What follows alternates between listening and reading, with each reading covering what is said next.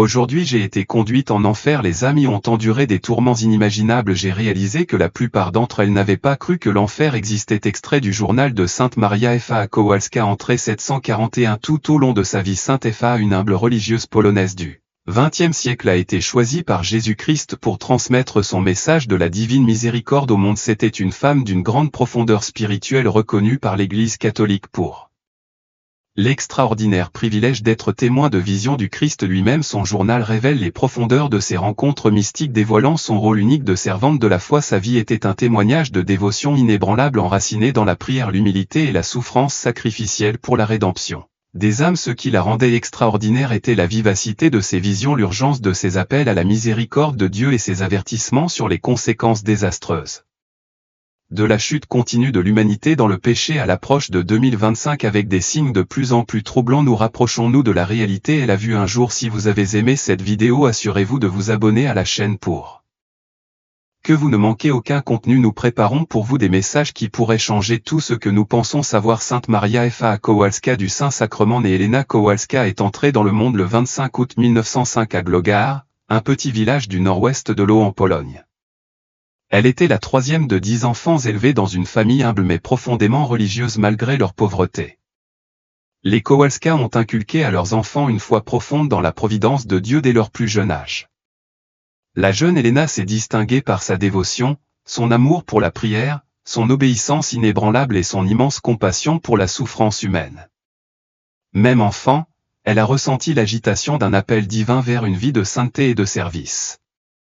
Elle a rappelé plus tard dans son journal qu'à seulement 7 ans, elle a entendu pour la première fois la voix de Dieu dans son âme, l'invitant vers une vie de plus grande perfection. Pourtant, comme pour beaucoup de ceux que Dieu appelle, le chemin n'était pas sans lutte.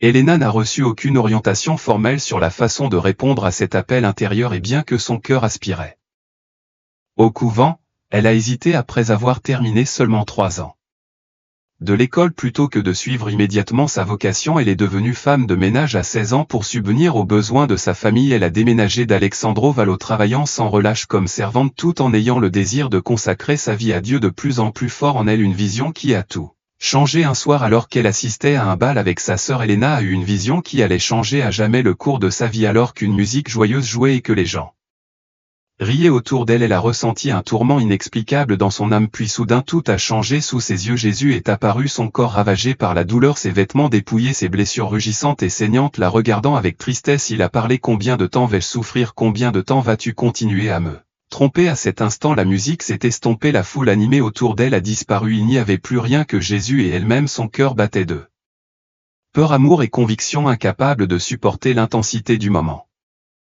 Elle s'est rapidement excusée en prétendant avoir un mal de tête, mais au fond d'elle, elle savait que ce n'était pas une vision ordinaire, c'était un ordre. Accablée, Elena a couru hors de la salle de bal, laissant sa sœur et ses amis derrière elle. Elle se précipita dans les rues faiblement éclairées, son esprit s'emballa, son cœur battit fort. Alors que le crépuscule s'installait, elle entra dans la cathédrale Saint-Stanislas Costa et tomba prostrée devant le Saint-Sacrement. Des larmes coulèrent sur son visage alors qu'elle suppliait le Seigneur de la guider, puis sa voix se fit entendre à nouveau: va immédiatement à Varsovie, tu entreras dans un couvent là-bas sans hésitation.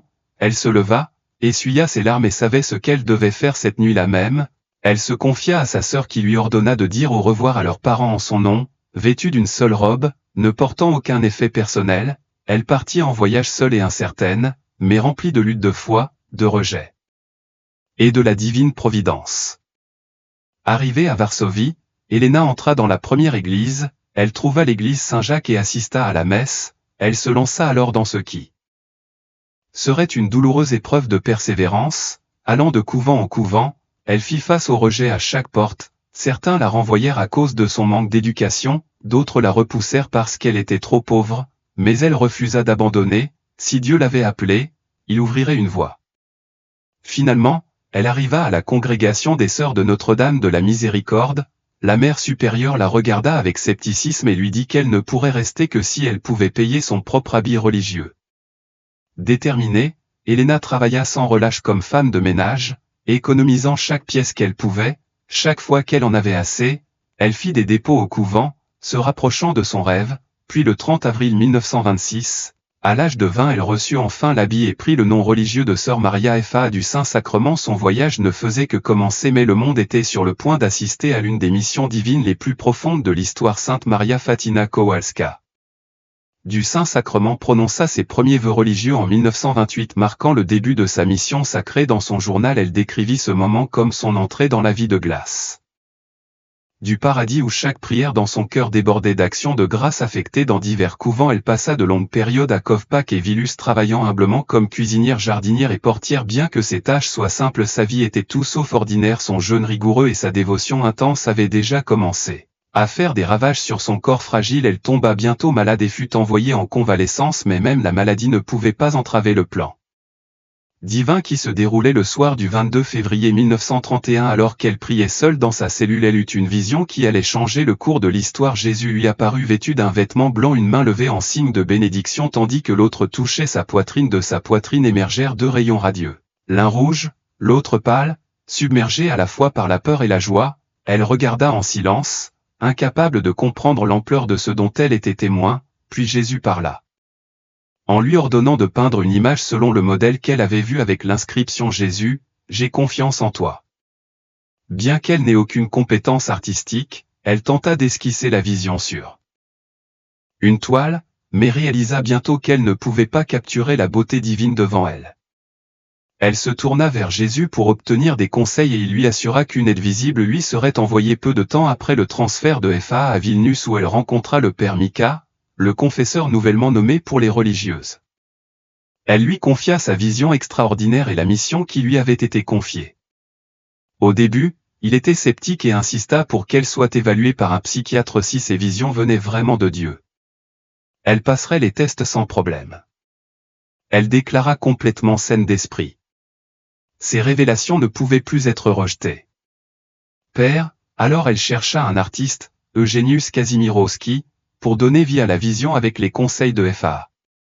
La première image de la divine miséricorde fut créée. Le Christ se tenait debout avec sa main levée en signe de bénédiction, tandis que deux rayons de lumière coulaient de sa poitrine, l'un rouge symbolisant le sang de son sacrifice et l'autre pâle représentant l'eau du baptême et de la purification. L'image n'était pas simplement une peinture, c'était une invitation directe du Christ à faire confiance à son infinie miséricorde malgré son influence croissante. La vie de FA resta une vie d'humilité et de sacrifice. Elle rêva de fonder une nouvelle congrégation consacrée à la divine miséricorde, mais on lui rappela ses vœux perpétuels et on la renvoya à Varsovie. Acceptant pleinement sa mission, elle offrit ses souffrances en expiation des péchés des autres. Sa vie quotidienne devint un témoignage vivant de la miséricorde à la fois en action et en esprit. Elle apporta la paix aux autres par de simples actes de bonté et des mots d'encouragement, tandis que ses écrits exhortaient le monde à faire confiance à la miséricorde de Dieu et à se préparer à son retour. En 1936, sa santé s'est détériorée de manière significative alors que la tuberculose ravageait ses poumons et son système digestif. Elle a été envoyée dans un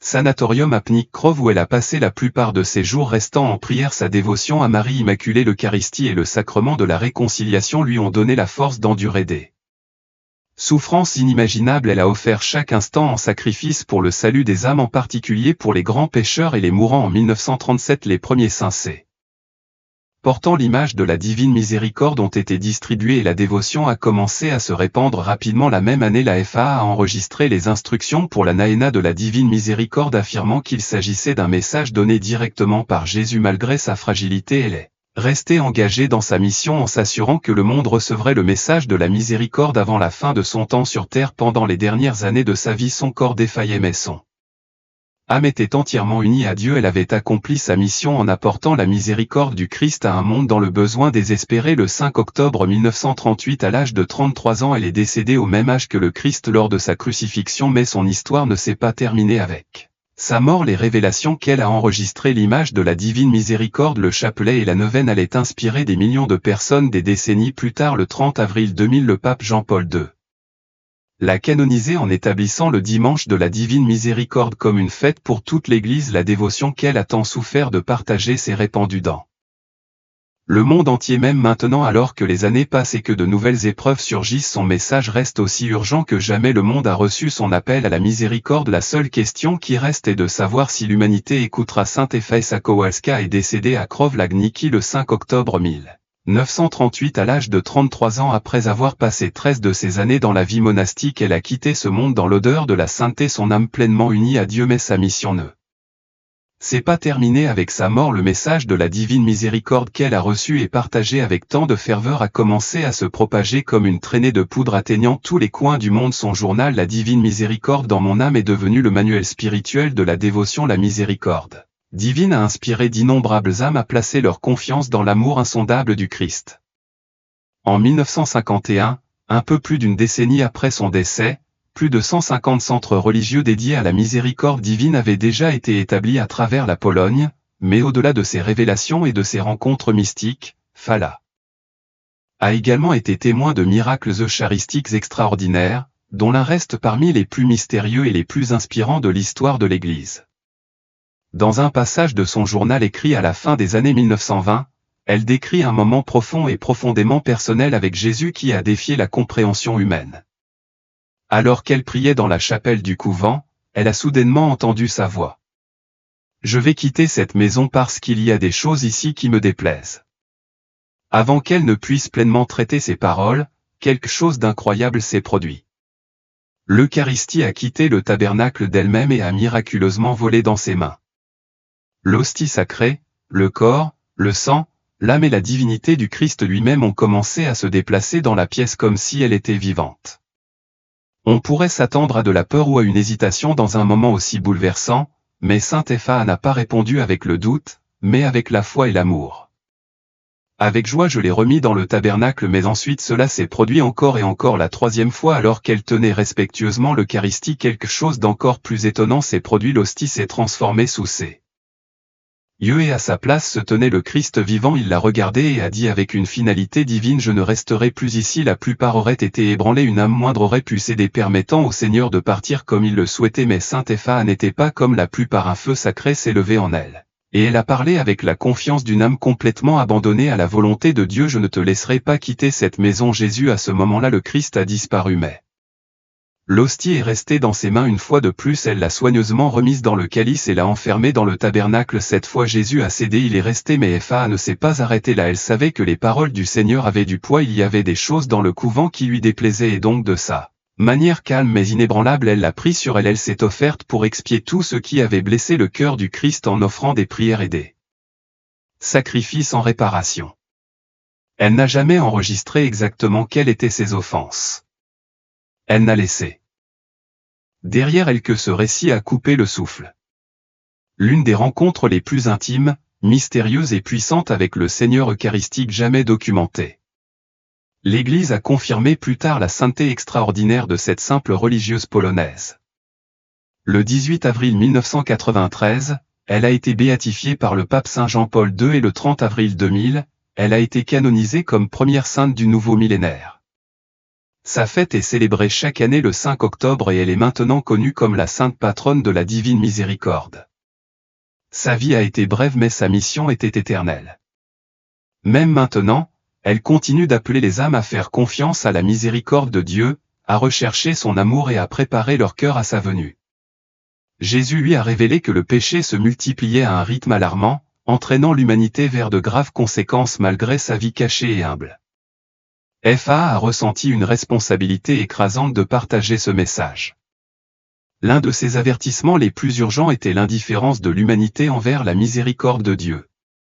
Une offense qu'elle a décrite comme blessant profondément le cœur du Christ encore plus que les péchés les plus graves. Son journal dépeignait un monde s'éloignant de son Créateur et sombrant dans l'égoïsme, le matérialisme et la décadence morale. Ce n'étaient pas simplement des échecs humains mais des signes d'une crise spirituelle en cours avec des ramifications éternelles. Les avertissements que Sainte Epha recevait étaient souvent associés à des visions apocalyptiques, des vagues de souffrances destinées à purifier la terre. Ces révélations la troublèrent mais renforcèrent aussi sa détermination à proclamer la miséricorde divine. Elle croyait que cette dévotion était la dernière défense de l'humanité contre la justice divine. Par la prière, le repentir et une confiance inébranlable dans la miséricorde de Dieu, elle enseigna que les catastrophes qu'elle prévoyait pouvaient encore être évitées. Bien que graves, ces visions n'étaient pas destinées à semer le désespoir, elles étaient un appel à l'action. Epha croyait que les choix humains pouvaient changer le cours de l'histoire. Son message était simple mais urgent: la miséricorde de Dieu est vaste mais elle n'est pas infinie. Le temps de répondre n'était pas un jour, c'était maintenant. Parmi la plus effrayante de ces révélations était une prophétie d'une grande tempête qui engloutir l'humanité. Ce n'était pas une métaphore mais un terrible avertissement du jugement divin. Fa la décrit comme un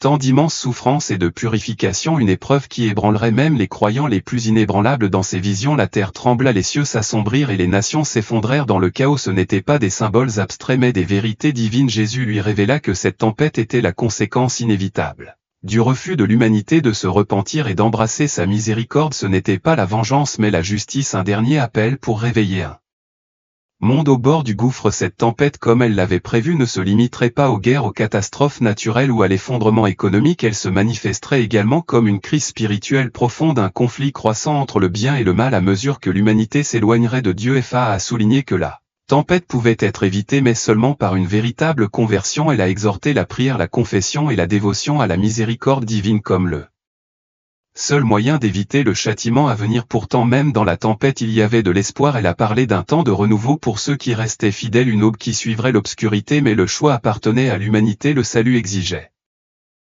une action immédiate. Retardant ou ignorer les signes ne ferait qu'accélérer l'arrivée de la tempête. Les avertissements de Saint Fa sur les signes précédents cette tempête résonnent étrangement aujourd'hui. Elle a détaillé des événements et des modèles clairs qui marqueraient la dérive dangereuse de l'humanité par rapport à Dieu. En regardant le monde maintenant, les parallèles entre ces visions et la réalité sont indéniables. Elle a parlé d'escalade des guerres, les troubles sociaux, les catastrophes naturelles et la perte généralisée de la foi comme signes avant-coureurs de la tempête qui approche. Elle a prévu des nations en conflit, des sociétés s'effondrant sous la corruption et des familles fracturées par la division, l'égoïsme. Ce n'était pas un vague avertissement mais une prophétie vivante d'un monde façonné par les choix humains. La montée actuelle des conflits mondiaux, la division sociétale et l'érosion des valeurs traditionnelles reflètent les visions de Saint Fa. Elle a prévu un monde au bord du gouffre, oscillant entre la rédemption et le désastre. Les calamités naturelles étaient parmi ces avertissements les plus terribles.